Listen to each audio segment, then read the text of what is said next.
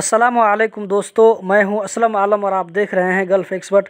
Qatar में कोविड-19 का situation पहले से ज़्यादा ख़राब होने की वजह से एक बार फिर से कई चीज़ों पर, कई एक्टिविटीज़ पर पाबंदी लगने वाली है। आज की वीडियो में इसी को डिटेल से बताने वाला हूं, तो वीडियो को लास्ट तक ज़रूर देखें ताकि आपको पूरी जानकारी मिल सके। कल के कैबिनेट मीटिंग में जो फैसला हुआ वह इस तरह है।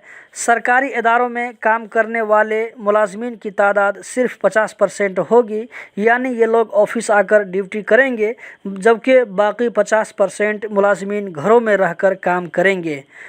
जबकि फ़ौज, सिक्योरिटी और हेल्थ के सेक्टर में ये रूल लागू नहीं होगा।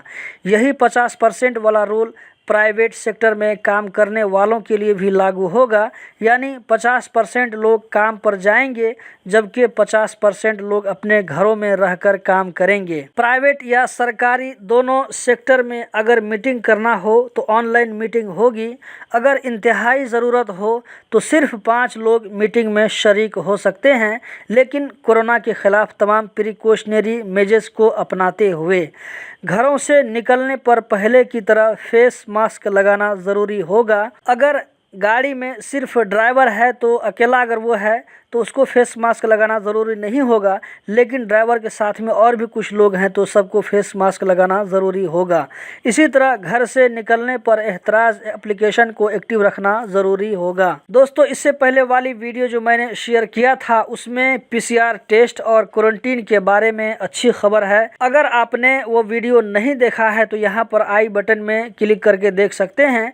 इसी तरह मैं लिंक वीडियो के डिस्क्रिप्शन में डाल दूंगा, जिसमें मैंने बताया है कि अगर आप अपने मुल्क से कोरोना की वैक्सीन लगाकर आते हैं तो ये वैक्सीन का वैल्यू कतर में होगा और आपको क्वारंटीन में नहीं रहना पड़ेगा, लेकिन इसके लिए कुछ शर्त और कंडीशन है, तो इसको जानने के लिए आपको वीडियो देखना पड़ेगा। मस्जिद में जुमा की नमाज और 5 वक्त की नमाज होती रहेगी, लेकिन रमज़ान में तरावीह की नमाज मस्जिद में नहीं होगी। तरावीह की नमाज आपको अपने घर में, अपने रूम में पढ़ना पड़ेगा। 12 साल से कम उम्र के बच्चों को मस्जिद जाने की इजाज़त नहीं होगी। वज़ू और टॉयलेट का सेक्शन बंद रहेगा। घरों और मजलिसों में बंद जगहों पर गैदरिंग करना मना होगा, जबकि खुली जगहों पर 5 ऐसे लोगों को इकट्ठा होने की इजाज़त होगी जिन्होंने वैक्सीन का दोनों डोज ले लिया है। खुली जगह हो या बंद जगह हो, शादी का फंक्शन बंद रहेगा। पब्लिक पार्कों, समंदर के किनारे, कॉर्निश में एक साथ इकट्ठा होना मना है। अकेले वर्जिश करना जैसे वॉकिंग करना, दौड़ना, साइकिलिंग करना, ये सब की इजाज़त होगी। इन जगहों पर खेल के ग्राउंड वगैरह बंद रहेंगे। एक गाड़ी में 4 से ज़्यादा बैठने की इजाज़त नहीं होगी। फैमिली को इससे छूट रखा गया है। बस में आधे लोग बैठकर काम पर जा सकेंगे। मेट्रो में सिर्फ 20% लोग बैठ सकेंगे। जुमा और शनिचर के दिन मेट्रो सर्विस बंद रहेगा।